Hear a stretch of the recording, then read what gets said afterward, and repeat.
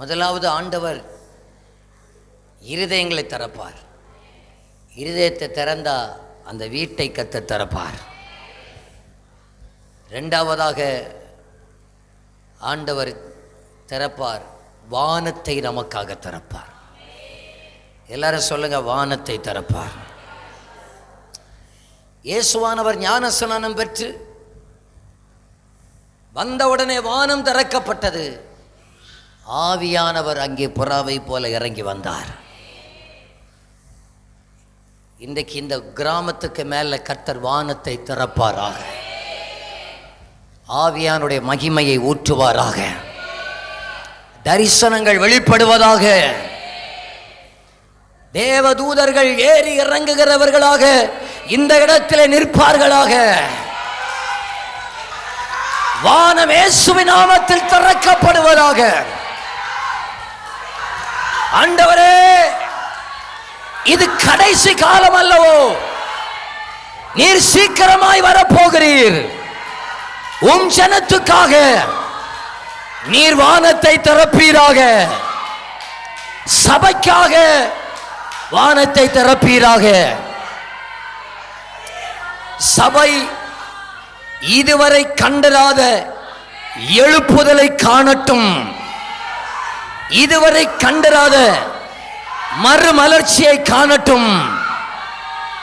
இதுவரை கண்டிராத அசைவை சபை காணட்டும். அதற்காக கர்த்தர் வானத்தை திறப்பாராக. வாஞ்சிக்கிறீங்களா?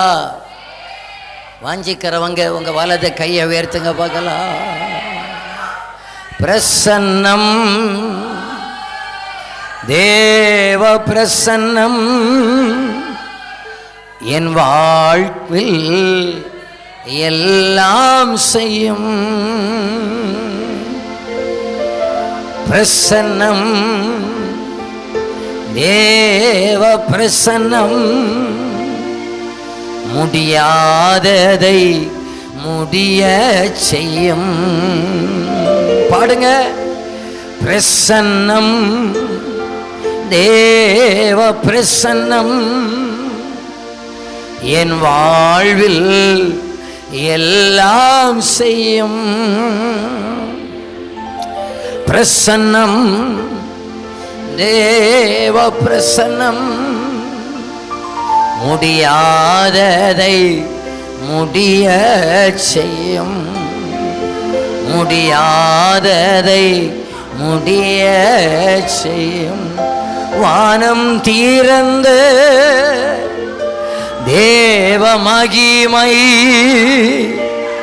பெருமழை போல் ஊற்றிட வாஞ்சிக்கிறே. தூய ஆவி என்னை அனலாய் இன்றும் நிரப்பிட என்னுள்ளம் ஏங்கிடுதே. வானம் திறந்து தேவ மகிமை பெருமழை போல் ஊற்றிட வாஞ்சிக்கிறோம். தூய ஆவி என்னை அனலாய் இன்னும் நிரப்பிட என்னுள்ளம் ஏங்கிடுதே. ஜீவநதியில் மூழ்கி மகிழ என்னை முழுவதும் தருகிறே. ஜீவநதியில் மூழ்கி மகிழ